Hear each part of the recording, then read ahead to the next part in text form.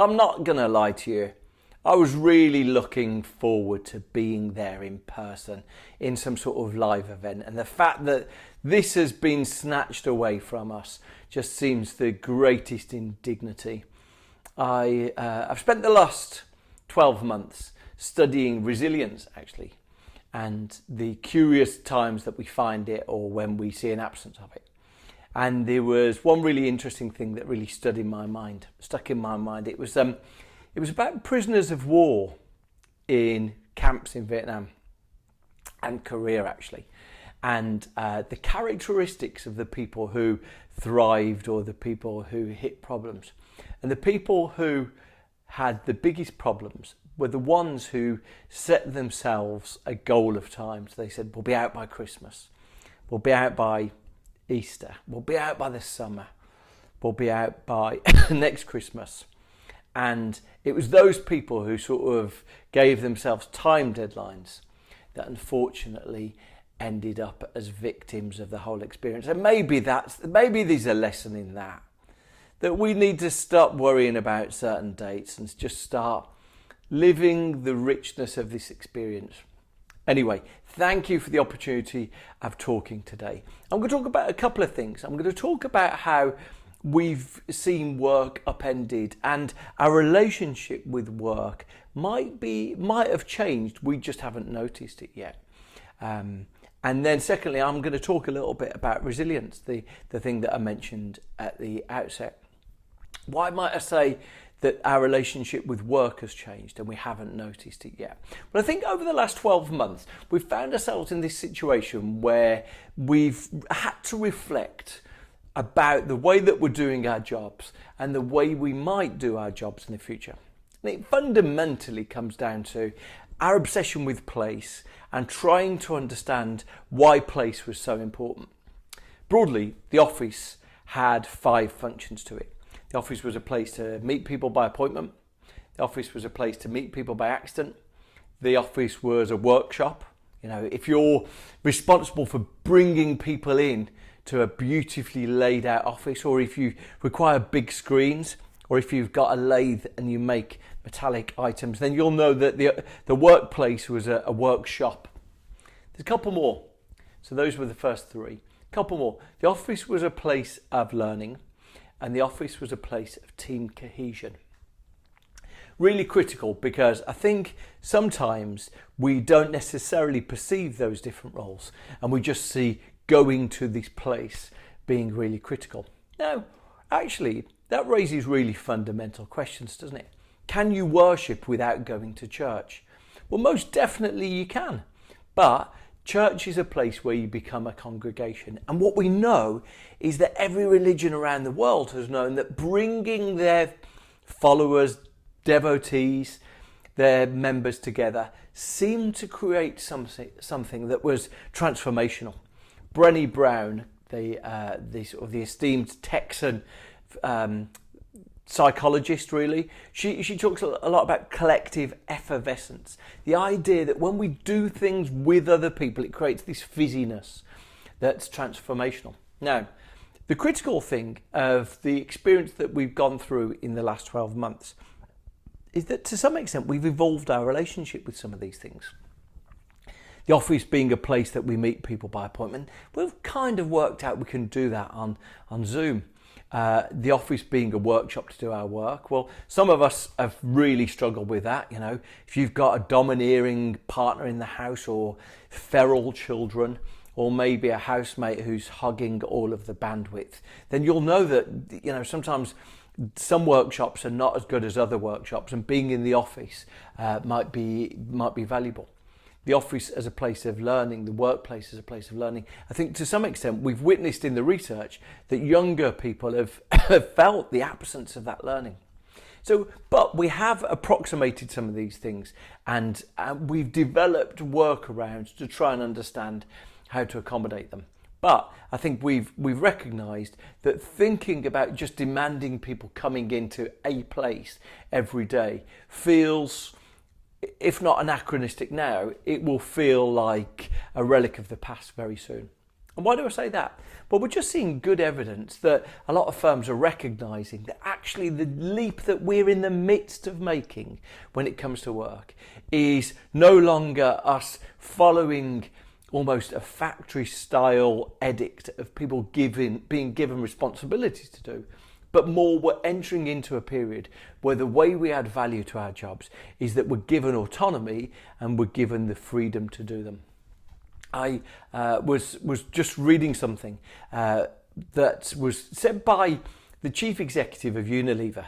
So Unilever, one of those companies that put toothpaste on your shelf and they put food in your cupboard and cleaning products under the sink, and they sort of make those items that you buy in supermarkets. And the chief exec of Unilever was saying something that I was just reading. He was talking really about how they were really thinking about the opportunity that's been presented to them over the last 12 months. And he said, we're actually moving away from scenario planning and trying to focus on building agility and responsiveness into the company. I don't know that we should all be spending too much time locking in particular views or scenarios for the future, but rather unleashing the trapped capacity that most big organisations have by letting go and letting people close to markets, close to the front line, exercise their judgment and their decision making.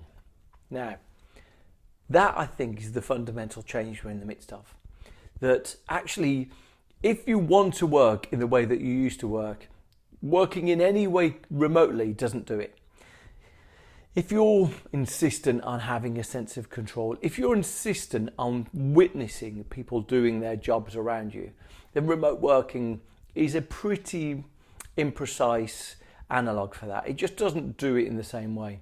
However, if you're willing to say, I'm going to devolve some power, I'm going to get some of these people to do things for me, almost like they are freelance agents that I've charged with a job. I'm going to get them to do them and I'm going to give them the responsibility to do it. That is the opportunity that we're being presented with right now. I had the opportunity to chat to one of the very early Amazon employees a couple of months ago. And I was chatting to him because I was really interested. Tech firms, I worked at Twitter, I worked at Google. Tech firms often go out of their way to pretend to you they've got some of the answers that you've not heard yourself. However, what you actually discover is that tech firms have a lot of misdirection. But what I was interested in is Amazon are one of the few tech firms that have invented a lot of the things that they've subsequently generated in terms of new innovations. Big difference from, say, how Google bought YouTube or Google bought Google Maps or Google bought Android. Amazon have invented most of their new inventions. So I was intrigued.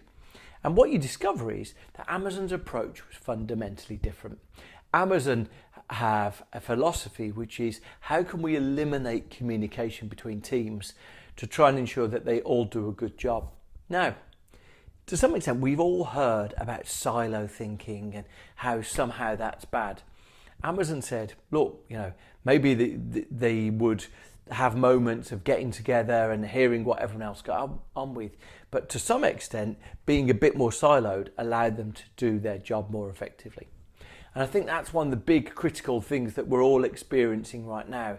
Actually, moving to a situation where people are empowered to do their job with less Zoom calls and less constant need to stay connected might be the solution. Brings me specifically to the consideration of the thing that I've been thinking about all year, and the thing I'm especially fascinated with. The word that we've heard a lot this year is resilience. I found myself in the middle of last year. I was very fortunate to be able to go on holiday to abroad, which I guess wasn't a given for everyone because my partner is Lebanese, and we were in Beirut in Lebanon when the biggest explosion in peacetime happened in the middle of Beirut. If you don't remember it, I'd strongly advise you just to search Beirut explosion on YouTube because it's both eye-popping to watch now and it was pretty close to that being there. It felt, when it first happened, it felt like something like what do I know about Richter scale? earthquakes, but it felt something like one of the ones where people say this is a big deal, of sort of 6 or 7. Like it felt like a really big earthquake shaking the building, and we were sort of 3 miles away. Then there was just this most extraordinary sucking of all of the air in the city out, and so our windows were pulled out. Half of the city's windows broke. The sound for the next 2 days was like this tinkly, scratchy sound as people swept glass up everywhere you went. It was the most extraordinary decimation. But the interesting thing was the news coverage that followed. On the BBC, on the New York Times, on CNN, they all said, one thing we know, Lebanese people are resilient. And that's really interesting because on the ground, people weren't saying that. In fact, probably far closer to the sentiment on the ground was someone who was featured in a sort of more local or more regional news outlet who said, resilience, we're fed up with being told to be resilient. We just want to live our lives. That's really interesting. Resilience then wasn't necessarily well received by the people who were told to be it. And I just became really intrigued with resilience. And I think the most fascinating thing about resilience is that what you discover is that resilience actually is very strongly exhibited through populations, through nature, through no shortage of places. But when we observe resilience, inconveniently maybe for some people, it's a collective strength. Let me give you examples. We see in anyone who experienced the Blitz in the UK or experienced bombing campaigns in that war. There's a remarkable thing that comes out through all of the coverage of that, pretty much reflected in the title of one American newsreel, which is Scenes from the UK, Britain Can Take It. Why? Because there was almost, in reports, there was almost a cheerfulness as people went about their business, this indefatigability that was being witnessed. But the strange thing is, it's not characteristic only of British exceptionalism. In fact, in the Kosovo crisis that probably a few of us remember a couple of decades ago, a fifth of the population of Kosovo died in the Kosovo war that happened around the millennium. However, when people are interviewed about that time in their lives, repeatedly they say things like, that was one of the best times of my life. I felt the sense of connection. I found the sense of community was incredibly strong. Right, there's a couple of the signals of what actually we're observing here. Here's the truth. In every example that you find it, resilience is a collective strength, not an individual strength. And the illusion is, in an individualistic society, the illusion is that sometimes we're told that resilience is individual. So if you found yourself being told by your firm you need to be more resilient and just feeling like, I don't know, my resilience dial isn't able to turn this up, my resilience button doesn't seem to be achieving what I need, you might be an example of that. Resilience for me is a little bit like when you scratch below the surface of another word that begins with R, which is recycling. Now, metal recycling, cardboard recycling, well-established industries, and there's really good economics of them. Plastic recycling is something different. Plastic, the beauty of plastic, the reason why it is truly magical product is it's so incredibly cheap to make. A byproduct of oil, it's cost pennies to create some of the most beautifully exquisite executions of it. But the problem that the recycling industry, the plastic industry had in the 1980s was that there was such an abundance of this cheap product that it was starting to get a consumer backlash. People were saying, like, there's loads of bottles by the side of the street. I'm seeing plastic strewn everywhere. There seems to be, every time I go and put my rubbish in the bin seems to be full of plastic. They were worried in the plastic industry that somehow it was going to damage their business. So the plastic industry invented the recycling business. Now, here's the thing about recycling plastic is that it's so incredibly cheap that to sort, to stack, to try and differentiate it is incredibly costly. It turns a very cheap product into a rather expensive one. Additionally, it degrades. Every time that you recycle plastic, it gets lower in quality. So you can't actually achieve what you want in any meaningful way. But they were so worried that this was an existential threat to their business that they invented plastic recycling. Today, about 10% of all plastic gets recycled. And it's, an illustration really that to some extent, plastic recycling is what one campaigner called it. It's the fig leaf on consumerism. But if I was to say to you that resilience is the fig leaf on toxic business practices, hopefully you witness what's going on. What quite often happens is firms find themselves thinking we've got an environment where our workers are saying that they're burnt out. Our workers are feeling kebabbed by this sort of endless buffet of Zoom calls and emails. And as a result of that, because they feel so frazzled, we need to do something. We need to be seen to be doing something. Hence, enter the resilience training that a lot of firms now offer to people. Now, generally, when you look into resilience training, the best way to describe the evidence for it is that it's non-existent. Probably the leading person who has created the foundations for a lot of resilience training is a psychologist called Martin Seligman. And in fact, he initially created a lot of work that he's gone on to sell to, and a revered psychologist, but he's gone on to sell to the US Army, he's gone on to sell it to the US police force, he sold it into schools. When anyone has tried to replicate his objectives, they've struggled to produce any benefit for his work at all. In any meaningful sense, individual resilience, the reason why it can't be proven, the reason why all these training courses that people get sent on it, is because it doesn't exist. It doesn't exist. Resilience isn't individual. It's an illusion that might suit companies and it might suit advocates of small government, but resilience is a collective strength. And actually, as soon as we identify that, something snaps. And we go, yeah, actually, when I feel like I've got, whether you watch a crowd at a football gathering or whether you watch the people screaming fans of pop groups, when people are surrounded with people that they believe are their kin, people who they believe share the same sort of collective identity as them, they rise in strength. They feel capable of things they're not capable of. And that's the challenge. Next time you're asked to think about resilience, ask whether you're trying to be sold recycling. Ask whether someone is trying to pass something to you that isn't your responsibility. Because that's the critical thing. If any of us are going to be more resilient, there's some very vital components.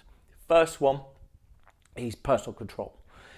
We get very strong evidence of this. Any time that we feel like we've got some control on our situation, it's transformational in terms of our take for it. But once we've got that basis of control, single biggest contributor to personal well-being, so once we've got that control, actually what matters next is a sense of feeling our own personal identity and feeling that identity is represented in the people that we're surrounded with. Those things together are sometimes called social identity. But making sure that we feel part of something is really critical. And that, I guess, brings me back to where we started.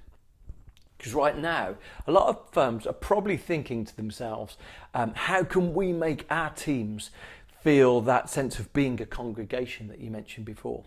The most critical thing is that irrespective if your team end up coming in 1 day a week or 2 days a week or 3 days a week, actually ensuring that they feel part of something bigger than themselves, they feel like a shared goal that they're attempting to accomplish is a really important part. It's almost like simultaneously the future of work is about having atomic responsibilities that are ours to get our job done, but knowing that those things contribute to a sum of the parts that's more than the individual contributions. And that's the most vital thing for any of us. Knowing that we draw our strength collectively, knowing that we really sort of achieve our resilience in that situation. The most fundamental thing for anyone right now is thinking, how do we get the gang back together? Not to sit next to each other doing emails, not necessarily just to do what we were doing on Zoom but face to face, but how can we feel like something bigger than ourselves? And I think that's the most critical consideration that any of us should be reflecting on right now. So I'm immensely sorry I wasn't able to come and talk in person, but an immense honour to chat. And if you are interested in the themes I've talked about today, you'll find me at Bruce Daisley on social media. And also I do a free newsletter that you can get hold of here. Thank you so much.